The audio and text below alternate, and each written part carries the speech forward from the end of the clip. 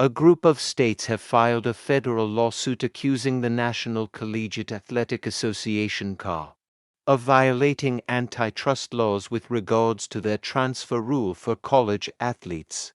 The lawsuit, which was filed in West Virginia, challenges the Ncaa's authority to enforce a one-year delay in the eligibility of certain athletes. The transfer rule in question has sparked controversy and debate among college athletes and sports enthusiasts alike. It requires that student athletes who want to transfer to another school must often sit out for a year before being able to compete for their new team. This rule has been seen by many as an impediment to the freedom of athletes to pursue their education and athletic aspiration. The lawsuit alleges that the Ncaa's transfer rule is anti-competitive and restricts the ability of college athletes to fully exercise their rights in the marketplace. By imposing a mandatory one-year waiting period, the Ncaa is being accused of limiting the opportunities available to athletes and suppressing their ability to make informed decisions about their academic and athletic futures.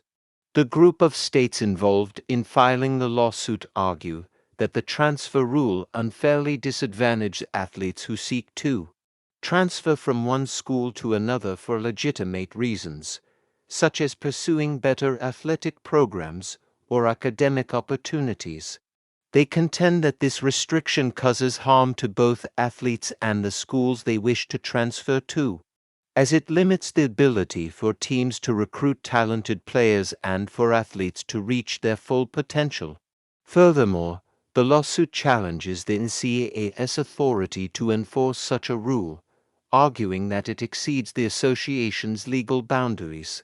The states assert that the Ncaa has been granted a monopoly over college sports, and that its exercise of power in implementing the transfer rule is anti-competitive and in violation of antitrust laws. The outcome of this lawsuit could have significant implications for college athletes and the Ncaa as a whole. If successful, it could lead to a loosening of transfer restrictions and a greater emphasis on athletes' rights and freedom to choose their academic and athletic paths. It could also force the Ncaa to reassess its policies and potentially result in reforms that promote greater fairness and transparency within the collegiate athletic system. It is worth noting that this lawsuit is ongoing, and it remains to be seen how the court will ultimately rule on the matter. Nevertheless, it represents an important development in the ongoing discussion and scrutiny surrounding the transfer rules and the treatment of college athletes within the Ncaa.